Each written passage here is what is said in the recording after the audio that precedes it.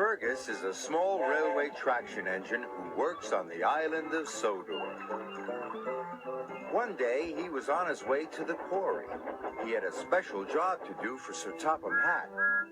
"Hello," whistled Thomas. "Where are you going?" "To the quarry," Fergus chuffed happily.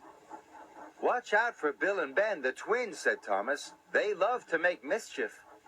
"I won't let young rascals rattle me." "You don't know the twins like I do," warned Thomas. Fergus arrived at the quarry. He went to work with Mavis and the twins. "I'm afraid the freight cars are in a mess," said Mavis. "Not to worry, we'll soon sort them out." Bill and Ben were delighted. "Now we'll have some fun," whistled Ben. "Yeah, we'll have the old boiler in a spin steam, Bill."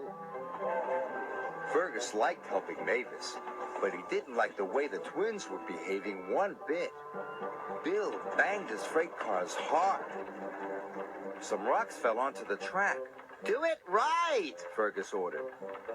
Bill didn't like being ordered about by a traction engine. "Don't interfere," he snapped back. Then Ben pushed his freight cars to block the line. Fergus was stuck. "Out of my way," steamed Fergus. But Ben just grinned. The next day, the men were blasting rock. "Wait for the all clear signal," Fergus called to Bill and Ben. "Do it right." "There he goes again," puffed Bill. "Do it right. From morning till night. Keep your funnel out of our quarry," huffed Ben.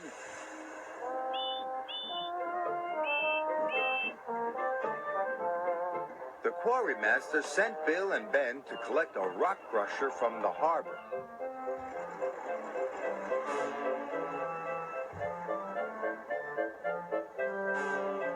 Fergus was left in peace with Mavis. The twins were still thinking about Fergus. "He's just an old fusspot," said Bill. "He's always saying, 'Do it right.'" "Well, the next thing he tells us to do," wheezed Bill, "we'll do it wrong." They laughed.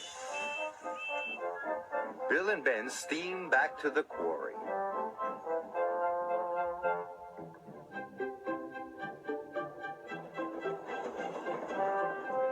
The rock crusher was heavy. It shook the rails as they went.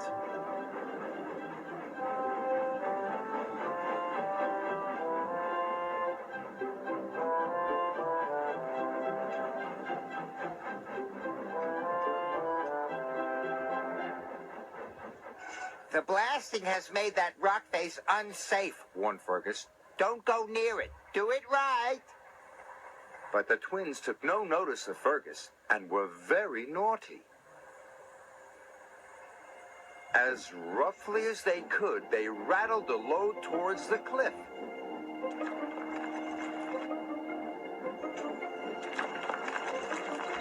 "Look out!" cried Fergus, and he rushed forward, and he bumped Bill and Ben out of the way.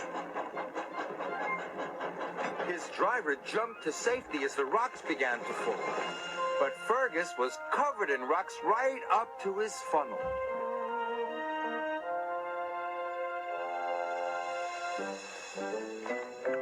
It took a long time to dig him out,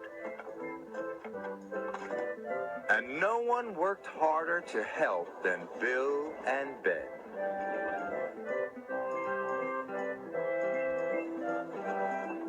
At last, Fergus was free. Bill and Ben were ashamed. "We shouldn't have been so naughty," said Bill. "We're very sorry," added Ben.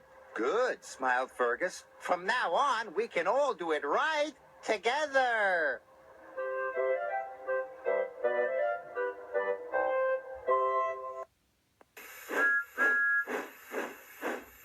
Fergus breaks the rules. Thomas and Fergus the traction engine are friends. Fergus is the pride of the cement works. Fergus knows all the rules and obeys them.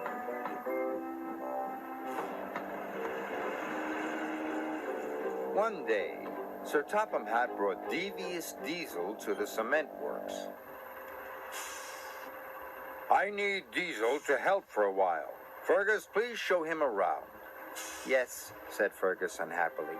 He knew that Diesel could be trouble. Later, Diesel was being careless. Not like that, snapped Fergus. Do it right. Don't interfere, sneered Diesel. You don't know the rules, shouted Fergus. Diesel was very annoyed with Fergus and started plotting a devious plan. Later that day, he pretended to have news for Fergus. Sir Topham Hatt wants you to work at the smelters. Me? But I'm the pride of the cement works. Not anymore. Sir Topham Hatt says I'm better than you, so I'm going to stay here. It's not fair. I love working here. But he knew that really useful engines have to do as they are told. Fergus and his driver arrived at the smelters. I want to go back to the cement works, wailed Fergus. None of the other engines like coming here. It's so scary. You're right, said his driver. Just then, the scrap diesels arrived. Hello, are you happy to be here? No, cried Fergus. His driver was scared too. Come on, Fergus, we're going to escape. And for the first time, Fergus broke the rules. Sir Topham Hatt was enjoying a tasty fish supper when he heard that Fergus was missing. That's not like Fergus. There must be something wrong. I will send Thomas to look for him.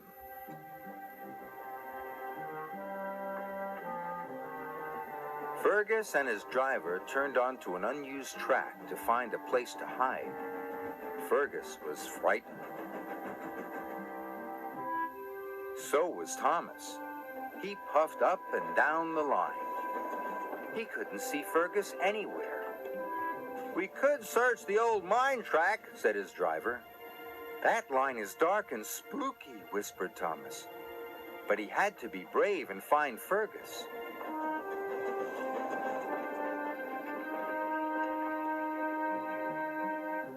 Fergus was on a siding. His fire had gone out.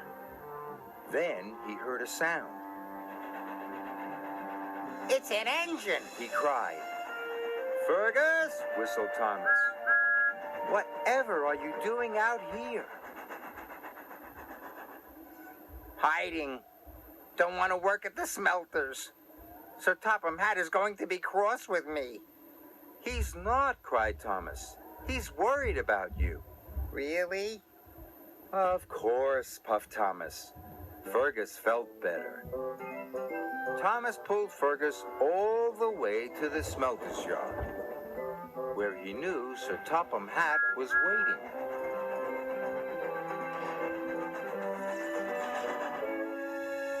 Fergus, explain yourself.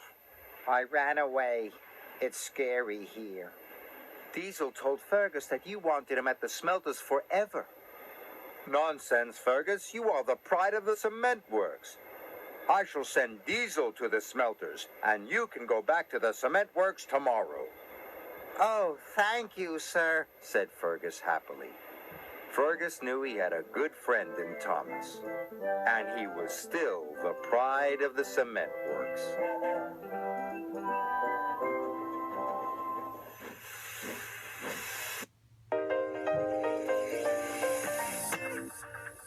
It's sometimes easy to forget to put dates in the diary to see extended family, but spring bank holiday is the perfect time to invite family and friends around, and when the weather is good, you can entertain without too much stress by putting on a barbecue or a summer garden party. We've now been joined by Lucy Pavia from Marie Claire to talk alfresco dining, and of course Andrea and Alicia are still here. You all right, ladies? We're good. Good. So Lucy, outdoor dining, what do we need to get everything alfresco ready? Well, I would say just keep it as low maintenance as you possibly can. Make sure your patio is nice and clear, and then just get out there and embrace the weather. So what are we looking at? What are the trends for this season? So I'm going to show you two. First is the Riviera trends. Lots of colour. Loads of colour, and actually interiors have really been about sort of neutrals for the last couple of years, so it's nice to see the brights coming back. I'm so pleased because I do like colour. I think it just screams summer. Yeah, especially outside. Yeah. I think you can get away with colours outside that you wouldn't necessarily inside.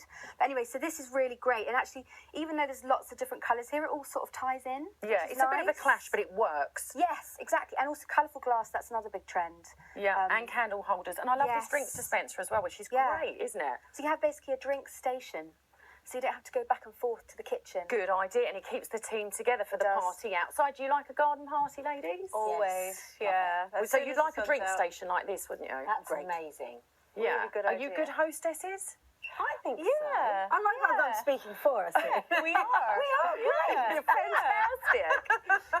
And do you like to barbecue? Because barbecues obviously are always big in the summer, aren't they? So do you like to barbecue, or do you get the guys to do it? I mean, I personally, I like a man to do it. I think men, meat and fire goes very well.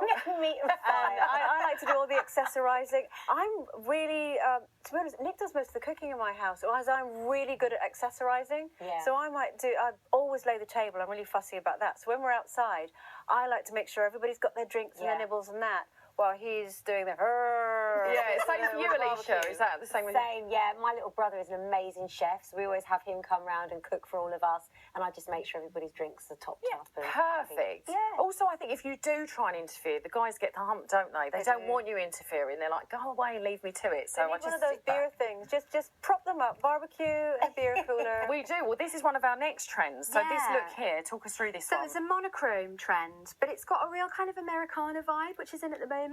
Very Hamptons, isn't Very it? Hamptons, very East Coast of America.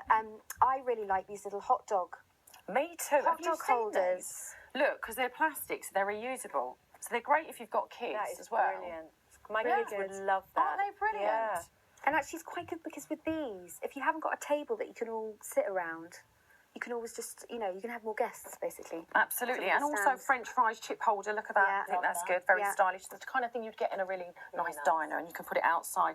And of course, we said that if the men are barbecuing, then they're going to have refreshments, aren't Exactly. And this is for one man, all the beer. That's just for one man alone. So that nice cool box there. Brilliant. I think we could need a few of them going to a party around theirs. Brilliant. Thank you very much, Lucy. Now, once you've finished entertaining the whole family, don't forget to put aside some weekends to get away and explore new places. Bank holidays are the perfect time for that. The engines love working when the sun shines. One day, Thomas and Percy were helping Salty at the docks. But Salty was worried. It may be sunny now, matey, but there be a storm coming. It may be sunny now, matey, but there be a storm coming. There be a fierce storm on the way, Captain, peeped Percy. Salty knew they were making fun of him. He felt sad. Later, Sir Topham had arrived. I want you to fetch Fergus from the smelter's yard, he said. His driver doesn't know the line. Aye, aye, sir, replied Salty sadly. Salty was glad he was going to the smelters. He didn't want to stay where he wasn't liked. What's wrong? Asked Emily. Nobody likes to be made fun of by silly tank engines. And he huffed away. Emily knew she had to find Thomas and Percy immediately. Those be dark clouds, matey, whistled Thomas. There be a fierce storm on the way, Captain, peeped Percy. Emily was cross. It's not nice to copy the way others speak. You hurt Salty's feelings. We were just having fun, said Percy. We'll say sorry to him, added Thomas. But Salty was nowhere to be found.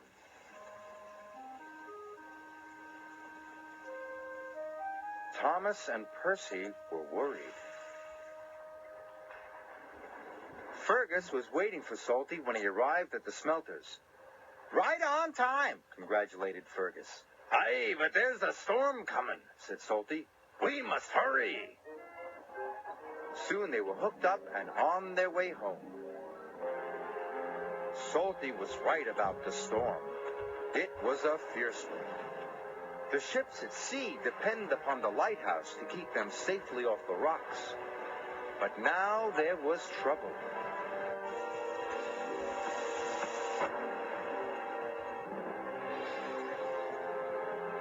The lighthouse lamp has gone out, cried the captain.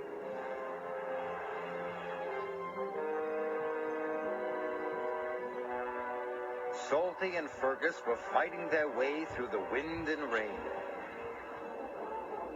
Then Salty saw a lantern ahead. The lighthouse keeper was waiting for him. Our lighthouse lamp has gone out. Our generator is broken. Salty had an idea. Fergus has a flywheel. It could power the generator. Hurry, shouted the lighthouse keeper. Fergus's flywheel was attached to the generator shaft. Without the lighthouse, the ship was steaming towards the rocks. Fergus was working as fast as he could. Finally, the generator came back to life. The lighthouse beam shone across the stormy sea once more. Just in time! Hard to starboard, matey! Salty's idea had saved the day. Fergus worked hard until first light. The next morning, Salty and Fergus chugged back to the docks. They were surprised to see a crowd waiting for them. "Thank you," said the captain. "You saved our ship." "Well done," boomed Sir Topham Hatt. Salty was very proud. "We're sorry if we hurt your feelings," puffed Thomas. "We were only copying you because we think you're grand." "Then say no more, me hearties," replied Salty happily. Now they will all work together and have fun together, as good friends should.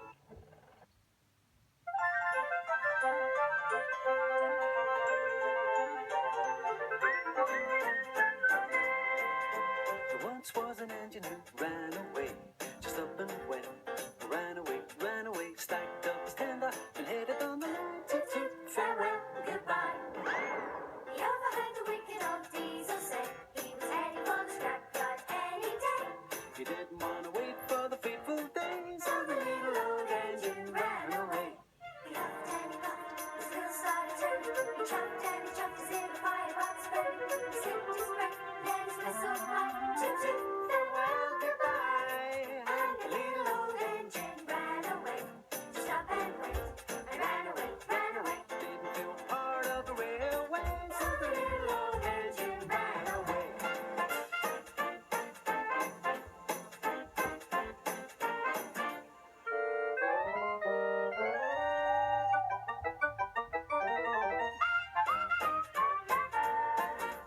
When the other engines heard he'd gone, they felt so sad 'cause they knew he had gone. No matter what Diesel had to say, Sir Topham Hatt has the final say. so he thought and he thought, where could he be, could he go? Some search high, the other search low. Where did he roam, where did he roam? We gotta bring the little engine home. So they all went out to Look around, far and wide, and up and down. no matter where they searched, no one seemed to know. Where did the little old engine go? Thomas finally tracked him down. He was cold and blue and all alone. Told him he was needed back urgently. Me? Really? Yes, you silly engine. 'Cause he's the pride of the railway. So he huffed and he puffed, his wheels started turning. He chuffed and he chuffed, the little firebox burning. He slipped his brake and he was on his way. Toot toot, Hip hip, hooray! Now the little old engine's heading home. Toots and cheers, every whistle's blown. 'Cause now he's the pride of the railway. look everybody, here comes Fergus. Hooray! Yes, the little old engine's coming.